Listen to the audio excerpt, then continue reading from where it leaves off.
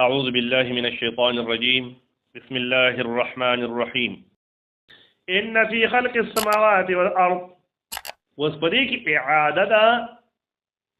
الدعوة التوحيد سرى دلائل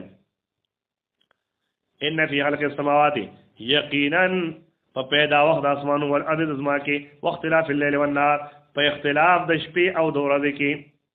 يعني شپا او رز بدلیږي په دې کې څه دي لآیات خامخانه د قدرت د الله تعالی دی اول الالباب د پار د عقل خاوندانو الذين دا عقل خاوندان هغه خلق دي یذکرون الله قیاما چې دی یادي الله لره په ولاړي وقعودا او پناسته وعلى جنوبهم او په ډډو خپلو یعنی پاړه خونو خپلو ډډه نه ګولې الله یادي ويتفکرون او دی فکر کوي په خلق السماوات په پیدا وخت د اسمانو او الارض د زمکه او داسې وي ربنا اے رب زمونږه ما خلقت هذا باطلا ندی پیدا کړی تا دا باطلا بے فائدې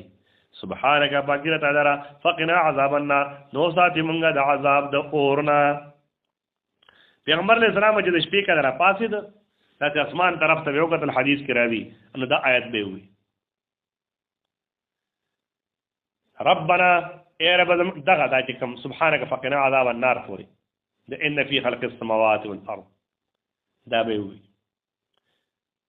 او مؤمنان مسلمانان دا دعاګانې کوي چې ربنا یا رب زمونږه انک من تدخل النار بشک ته چې الله تعالی تدخل النار چې ته داخل کې اورتا فقد اخذیتا یقینا تا رسوا کا غدرا وما للظالمین نشته د پاره ظالمان من انصار سوق امداد کوونکی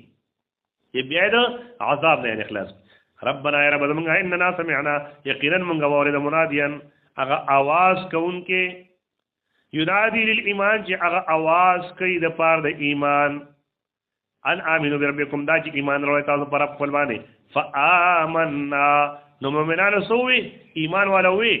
مسلمانانو مونږه ایمان راوړو ربنا یا رب زمونږه فاغفر لنا بخانو کې مونږ ته ظلمونه د ګناونو زمونږه وکفر عنا لری کې زمونږه سیئاتنا ګناونو زمونږه وتوفنا مع الابرار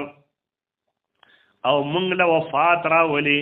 مع الابرار په ملګرتیا د نیکانو خلکو کې نو ذنوب غټ ګناونه او سیئات واړه ګناونه یا الله ټول راته معافي وکړي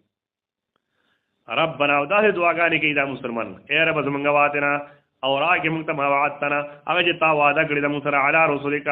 هغه جبو د پیغمبرانو ستا ولا تخزنا امر رسواک مونږ لرا یوم القیامت پر ورځ قیامت انک لا تخلف الميعاد یقینا ته خلاف نه کوي د وعده خپلنا فاستجن دا دعاګانې څو دعاګانې دي یو دا چې ربنا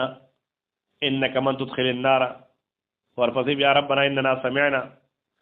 بل ربنا فاغفر لنا ذنوبنا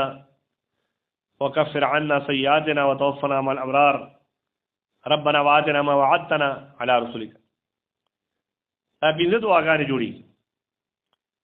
او دا ویل پکار دي دا خپل دعاګانې قرآني ویل پکار